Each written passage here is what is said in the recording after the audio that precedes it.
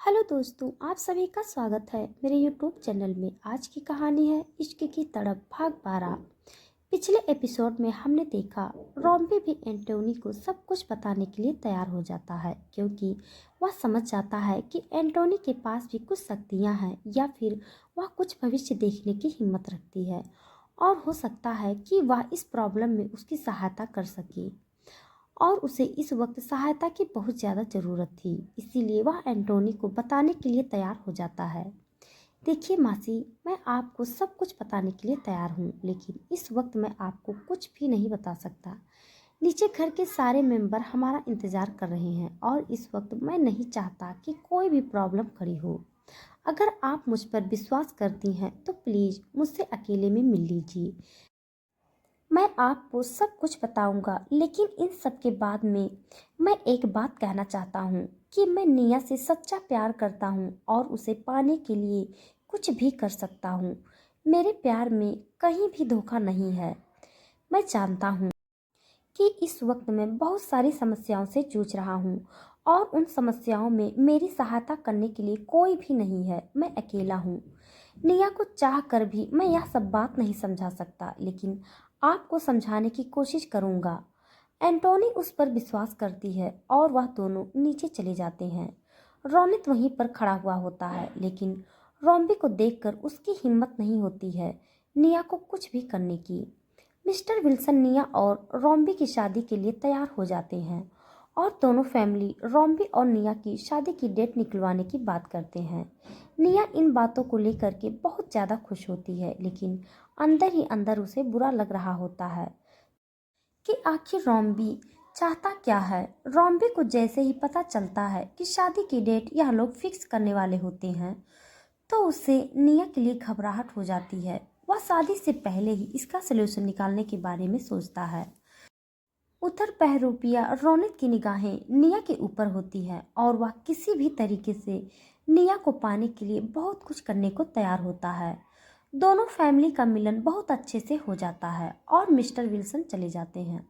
अपना काम करके रॉम्बी की फैमिली भी बहुत खुश होती है और खास करके निया से मिल करके अनु को बहुत खुशी होती है। वह जल्दी से रॉम्बी और निया की शादी करवाने की डेट निकालने के लिए बोलती है।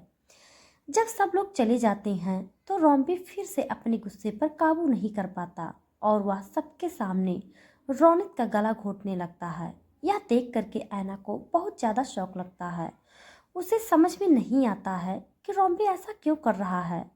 रॉम्बी के पापा उसे रोकने की कोशिश करते हैं, लेकिन इस बार रॉम्बी की शक्ति बहुत तेज होती है। वह रोक नहीं पाती है, तो ऐना दोनों के बीच में आ जाती है और वह अपनी बहन की बिगड़ते हालत को देखते हुए रौनित को छोड़ देता है। रौनित को सारे घर वालों की दया मिल जाती है और वहीं रॉम्बी सब घर वालों के सामने फिर से एक बार गलत साबित हो जाता है। अन्नू ऐना को संभालने की कोशिश करती है। ऐना कहती है, इस रॉम्बी को मेरे पति से दूर करो। रौनित और मैं अब इस घर में नहीं रहेंगे। मैं वापस अपने घर में अपने पति के साथ में चली जाऊंगी। अब मैं इस घर में नहीं रहना चाहती हूँ जहाँ मेरा पति सेफ नहीं है, जहाँ मेरा खुद का भाई मेरे पति के पीछे पड़ा है, जान लेना चाहता है। ऐना समझने की कोशिश करो, यह तुम्हारा पति नहीं है। तुम्हारे पति की मौत उसी एक्सीडेंट में हो गई थी। तुम्हें समझ में क्यों नहीं आ रहा है। रॉम्बी उस बहरूपिया के पास में जाता है और उसे कहता है, बता इन सबको कि तू कौन है, यहाँ किस मकसद से आया है। तू इस दुनिया का इंसान नहीं है, तू एक राक्षस है जो कि रौनक का रूप बदल कर यहाँ रह रहा है। ऐना, तुम अपने भाई को संभालो। यह समझ नहीं रहा है, यह कैसे बेवकूफ़ों वाली बातें कर रहा है कि मेरी मौत हो गई है उस एक्सीडेंट में। अगर मेरी मौत हो गई होती तो मैं यहाँ जिंदा क्यों खड़ा हूँ। रॉम्बी सुने बिना ही वहां से निकल जाता है, उन लोगों को अपने हालत में छोड़कर। ऐना बहुत ही परेशान हो जाती है, जिसे अनु संभालने की कोशिश करती है और वहीं रौनित, वह बहरूपिया अपने आप को बहुत स्मार्ट समझ रहा होता है कि उसने फिर से रॉम्बी को एक बार हराने की कोशिश की। रॉम्बी एंटोनी से मिलने का प्लान बनाता है। वह एंटोनी को फोन करके अपने पुराने वाले घर में बुलाता है, जहां बुलाने का उसे एक मकसद होता है। एंटोनी बताए हुए एड्रेस पर पहुंच जाती है। जब वह उस घर को देखती है तो उसे बहुत अजीब महसूस होता है, क्योंकि वह घर किसी शैतानी शक्ति से कम नहीं लग रहा होता है। रॉम्बी पहले से वहां पर पहुंच चुका होता है और वह एंटोनी का इंतजार कर रहा होता है। रॉम्बी गेट खोलता है और एंटोनी को अंदर बुलाता है। एंटोनी का हाव भाव देख करके वह समझ जाता है कि एंटोनी घुसने मात्र से बहुत कुछ समझ चुकी होती है। अब बताओ तुम कौन हो? एंटोनी का यह सवाल होता है। रॉम्बी से मैं जानता हूँ कि अगर मैंने तुमको सच्चाई बता दी तो सच्चाई जानने के बाद में तुम मुझे मेरी नियत से दूर कर दोगी, लेकिन मैं सच कहता हूँ कि मैं चाहे जो कुछ भी हो जाए, जिस भी रूप में हूँ, जिस भी मकसद से हूँ, मैं निया से बहुत प्यार करता हूँ और उसे किसी भी कीमत पर छोड़ना नहीं चाहता। मैं निया के लिए अपनी ज़िंदगी भी दे सकता हूँ।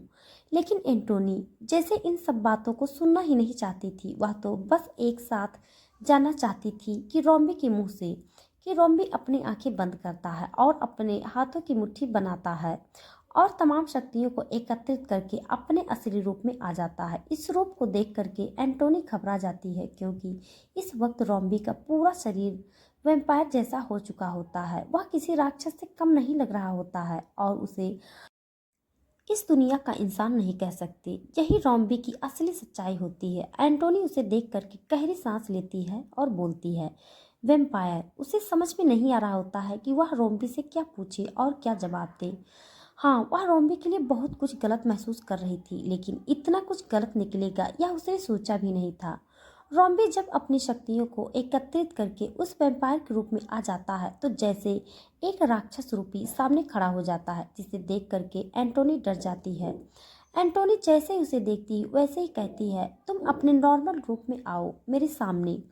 जब रॉम्बी वापस से अपने रोम्बी वाले रूप में आता है तो वह इतना बुरी तरीके से टूट चुका होता है कि पसीने पसीने हो जाता है। उसकी शक्तियाँ उसके शरीर को बहुत बुरी तरीके से तोड़ते हैं। उसकी ऐसी हालत देख करके एंटोनी आश्चर्यचकित रह जाती है कि वह सच में एक वैम्पायर को अपनी आंखों के सामने रूप बदलते हुए देख रही है।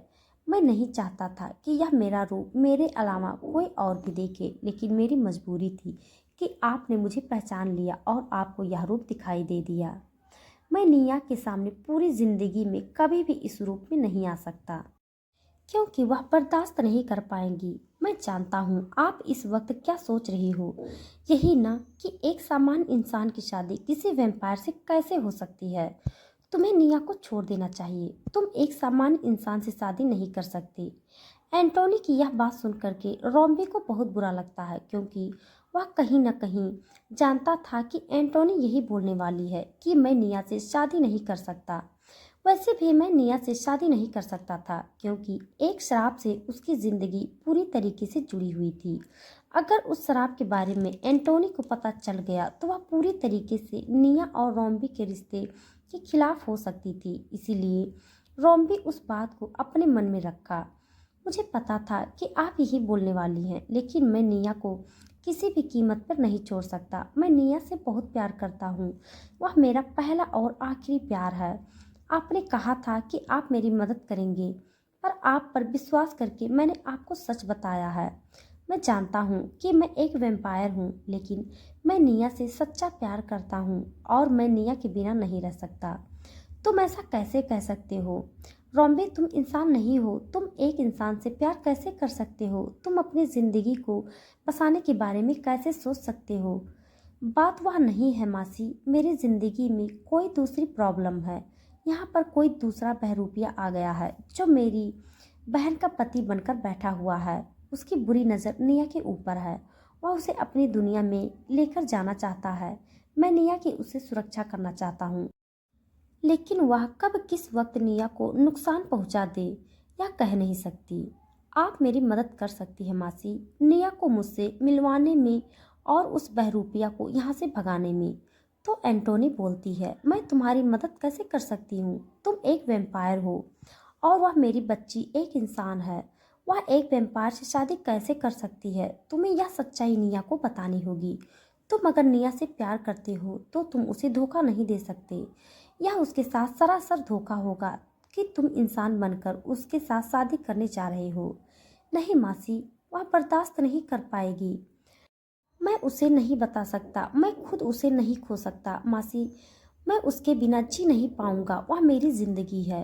रॉम्बी एंटोनी के पैरों में गिर जाता है और उससे निया की भीख मांगता है। रॉम्बी की आंखों से एंटोनी पिघल जाती है और उसकी मदद करने को तैयार हो जाती है। एंटोनी कहती है कि पहले हम उस बहरूपिया को पकड़ना होगा जो तुम्हें निया को नुकसान पहुंचाना चाहता है। मैं अपनी अंतर्दृष्टि से देखकर बता सकती हूँ कि वह इंसान कहाँ से आया है, उसका मकसद क्या है। तो रॉम्बी कहता है कि अगर आपने ऐसा कर दिया तो यह मेरे लिए बहुत ही काम की चीज़ होगी। एंटोनी अपनी आंखें बंद करती है और अंतर्दृष्टि से उस बहरूपिया को देखने की कोशिश करती है। जैसे ही एंटोनी अपनी आंखें बंद करती है उसके चारों तरफ अंधेरा होता है। जैसा कि रॉम्बी जब आईने में प्रवेश किया था तो उसे बहुत अंधेरा दिखाई दिया था। थोड़ी देर के बाद में एंटोनी को एक तेज प्रकाश दिखाई देता है। उस प्रकाश में प्रवेश करते ही एंटोनी की आंखें खुलती हैं। अंतर्मन की ओर वह देखती है कि चारों तरफ खून ही खून बिखरा हुआ है, लाशें ही लाशें पड़ी हुई हैं और बहुत सारी लाशें उसकी तरफ चलकर आ रही होती हैं। वह उस पल को देख करके घबरा जाती है और घबरा करके अपनी आंखें खोल देती है और अचानक से खड़ी हो जाती है। वह पूरे पसीने से भीग चुकी होती है। तो रोम्बी कहता है, क्या आपने भी वही देखा जो मैंने देखा था? एंटोनी कहती है कि मुझे ऐसा दृश्य दिखाई दिया जहाँ पर खून की नदियाँ बह रही थी, लाश घूम रही थी, वह मेरी तरफ बढ़ रही थी और शायद इसी से मैं घबरा करके खड़ी हो गई। तो रॉम्बी कहता है कि मुझे भी यही सब दिखाई दिया था जब पहली बार मैंने आईने के अंदर प्रवेश किया था। तब तक मुझे पता नहीं था कि मैं क्या हूँ। मुझे बहुत बाद में पता चला था कि मैं एक इंसान का बच्चा हूँ, लेकिन मेरे अंदर वैम्पायर की शक्तियाँ हैं। लेकिन आखिरी बार जब मैं उस आईने में गया वैम्पायर को पकड़ने के लिए, तो उस वैम्पायर का जो मालिक था वह मेरे पीछे पड़ गया था और वह अपनी बेटी से मेरी शादी कराना चाहता था। मैं जानता हूँ कि उन वैम्पायर का, उस बहरूपिया का अंत मुझे उस आईने में ही मिल सकता है, लेकिन मैं उस आईने में जा नहीं सकता क्योंकि अगर मैं उस आईने में गया तो वह राक्षस मालिक मुझे पकड़ लेगा और फिर शायद मैं कभी वापस नहीं आ पाऊंगा। मैं मेरी निया को खोना नहीं चाहता। एंटोनी बोलती है कि मुझे पता नहीं है रॉम्बी कि मुझे तुम पर विश्वास करना चाहिए या नहीं करना चाहिए। यह मेरी बेटी की जिंदगी का सवाल है और मैं मेरी बेटी को ऐसी स्थिति में नहीं भेजना चाहती जहां उसकी ज़िंदगी शादी के बाद दुखों से भर जाए। मैं उसके लिए ऐसा जीवन साथी चाहती हूँ जो उसे खुश रखे, तमाम खुशियाँ दे। लेकिन यह बात तुम भी जानते हो कि तुम निया को खुश नहीं रह सकते क्योंकि तुम जिस रूप में हो उस रूप में हजारों शक्तियाँ तुम्हारी उन शक्तियों से हमेशा टकराते रहेंगे जो तुम्हारा दुश्मन होगा। तुम एक सामान्य जिंदगी जी नहीं सकते। तो दोस्तों आज के लिए बस इतना। इसके आगे का भाग जानने के लिए आप हमारे साथ बने रहिए। हमारी कहानी आप सबको कैसी लग रही है कमेंट बॉक्स